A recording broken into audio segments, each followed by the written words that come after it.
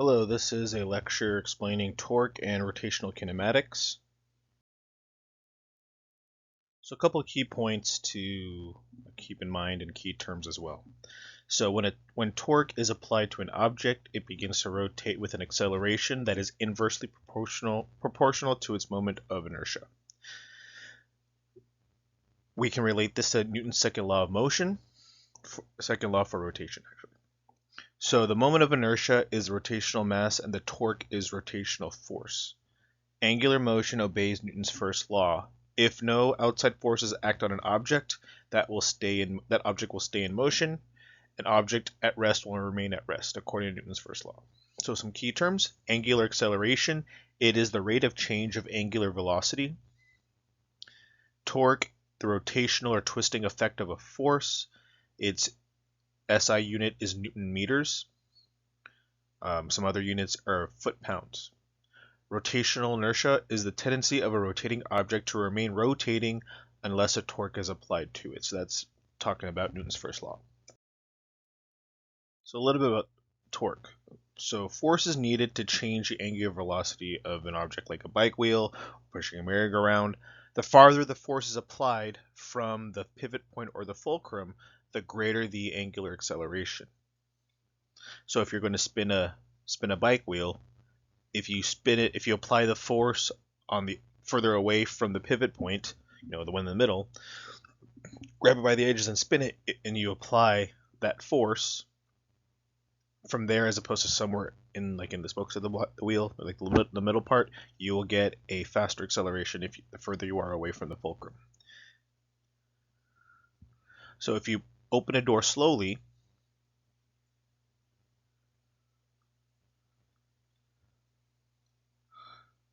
if you're trying to open a door, if you're pushing it close towards its hinge, it's hard to do it.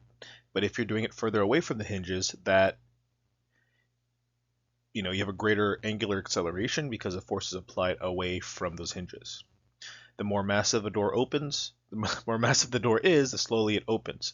So this is related to angular acceleration being inversely proportional to mass. So this is similar to the relationship of force, mass, acceleration in terms of Newton's second law. So the angular version of force is called torque. It's like a lowercase Greek t, it looks like, which is the turning effectiveness of a force. The equation is going to be torque equals R, which is equals R times F times sine theta. R is the magnitude of the lever arm. F is the magnitude of the linear force. And theta is the angle between the lever arm and the force. The lever arm is the vector from the point of rotation, or the pivot point, or the fulcrum, to the location where the force is applied.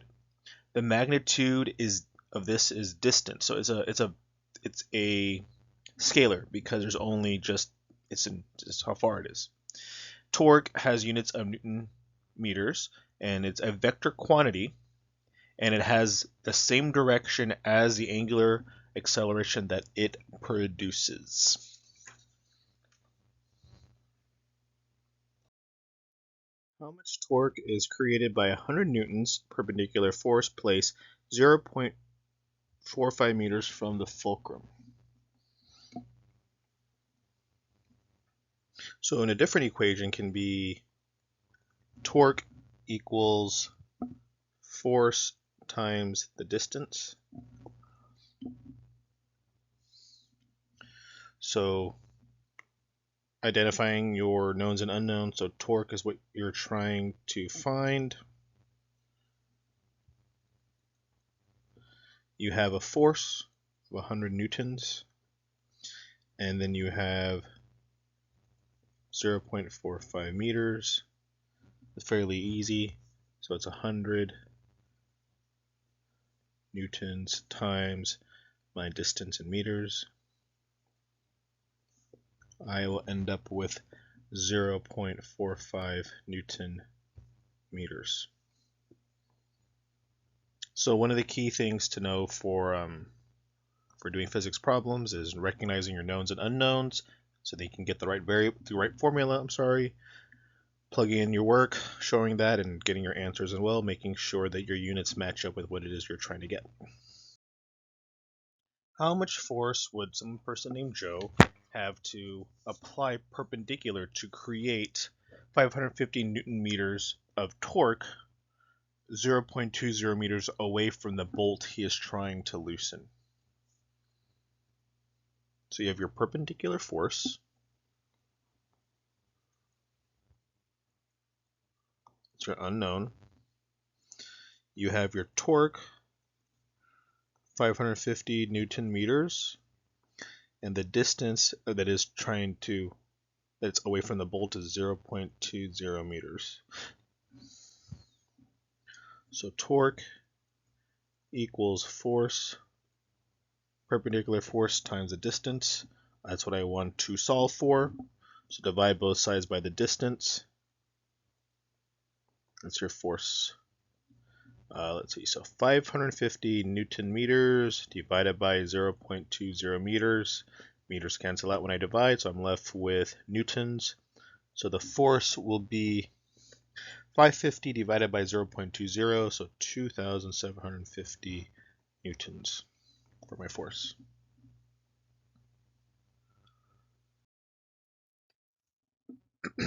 How far away must 19.6 Newton weight be placed on the left of a fulcrum to balance 9.8 Newton weight 0.4 meters on the right? So in this balancing act, we have two torques, if you will, and we want to make sure that we are kept in balance. So the torques are going to have to be equal to each other to make sure that these things kind of stay upright.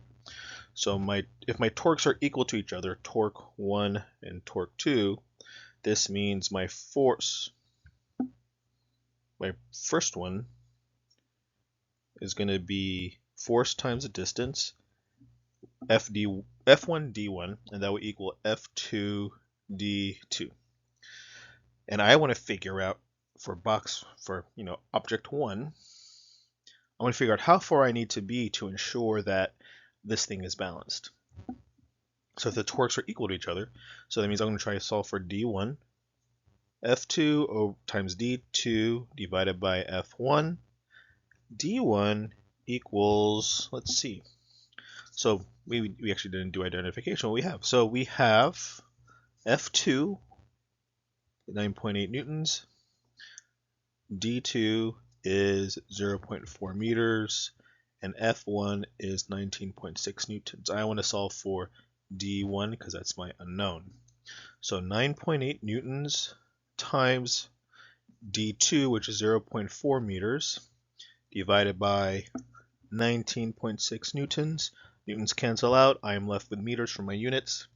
So I'm going to divide, and I'm going to end up with, multiply 9.8 times 0.4 divided by 19.6. I will end up with 0.2 meters for this. Excuse me. So that's it's enough for torque. Let's look at rotational kinematics really quick. So one of the things that will be beneficial for people reviewing rotational kinematics is that you have to kind of correlate it with linear motion in a sense. So for example, well actually we'll get there.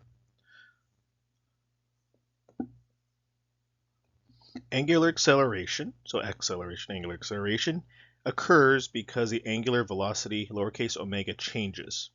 The faster the change in velocity, the faster the acceleration. This sounds familiar. So remember, your acceleration is your change in velocity over change in time. So just because it's moving in a circle or it's spinning, it's rotation, etc., it doesn't, not spinning I guess, but it's rotating, it's still the same basic concept. So you have your alpha, angular acceleration, your omega is angular velocity over time. So delta omega is the change in angular velocity and delta t is a change in time. The units for angular acceleration are rads per second squared. If my angular velocity increases, my angular acceleration is positive. If my angular velocity decreases, my angular acceleration is considered negative. So again, this is very similar to linear stuff. Counterclockwise is the positive direction. Clockwise is considered the negative direction.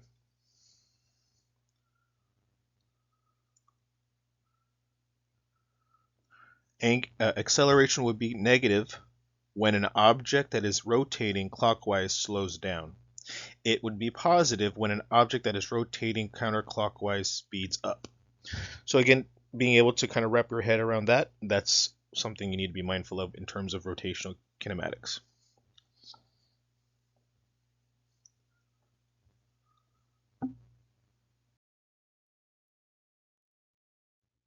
Here are a couple of rotational linear variables. So if you know x is your displacement, you know your v is your velocity, a is your acceleration.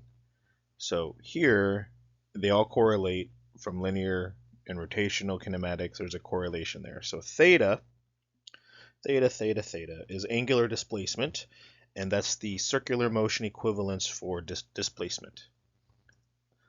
You have your angular velocity, the lowercase omega, and then angular acceleration, that is your alpha.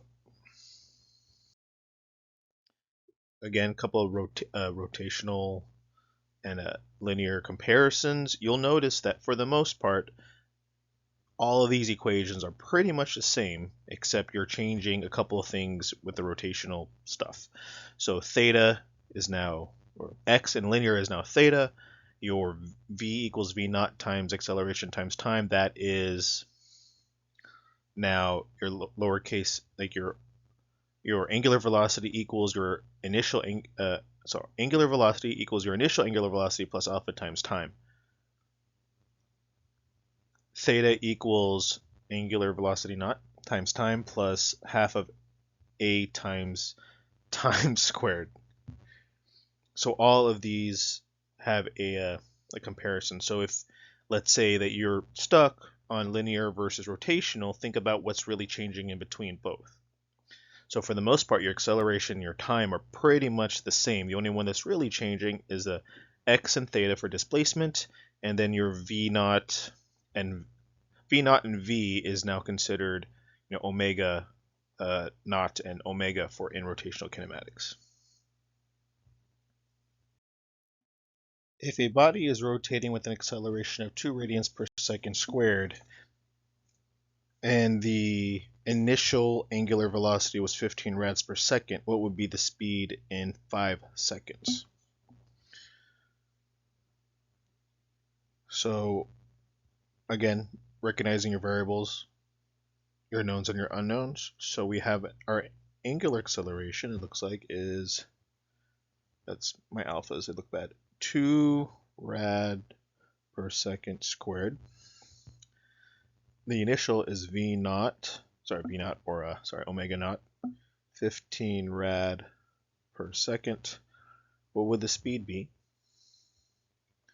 in 5 seconds? So omega equals omega naught plus alpha time. Essentially, you just plug in your numbers and go from there. So I'm going to make this look nicer. I can erase this because it's kind of ugly looking. Okay, it didn't erase. Okay, that's fine. So 15 rads per second plus my acceleration, so 2 times radians per second squared times my time, which was 5 seconds. So my seconds will cancel, one of my seconds will cancel out, and I'll be left with radians per second. So it's 15 plus 10. This is going to be 25 rads per second. Okay, not bad. If a body is rotating with an acceleration of negative 10 radians per second squared, and the initial velocity was 30 rads per second, what would the speed be in 5 seconds? So angular velocity, initial 30 rads, or not radians per second, speed in 5 seconds. I have an angular acceleration of negative 10 radians per second squared.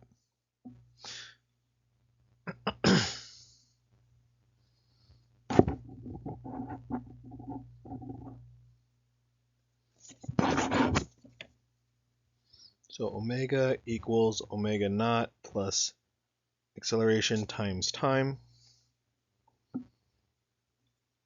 30 rads per second plus negative 10 rad per second squared times time of 5 seconds. So it looks like 30 plus negative 50, so negative 20 radians per second.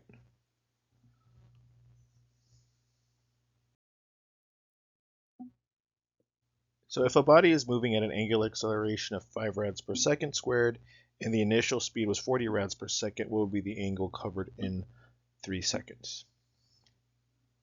So a little bit of a different equation. So we're actually being asked about theta, or the angular displacement. So V naught, or sorry, I keep on saying V naught, omega naught, 40 rads per second.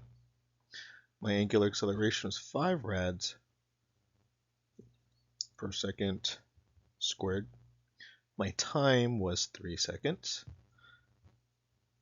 The angle covered, so that's my theta. So I'll look at my notes, my slides, my formulas, see what I got. So theta equals omega naught times time plus, half acceleration times squared. 40 rads per second times my time of 3 seconds plus half my acceleration. So that is 5 rad per second squared. My time 3 second squared. So when you look at that, you'll notice that a lot of my units will cancel out and I'll be left with only radians. So I have 40 times 3, so that's 120. And then I got plus half of 5 times 9, it looks like, because of 3 squared, so that's going to be 45.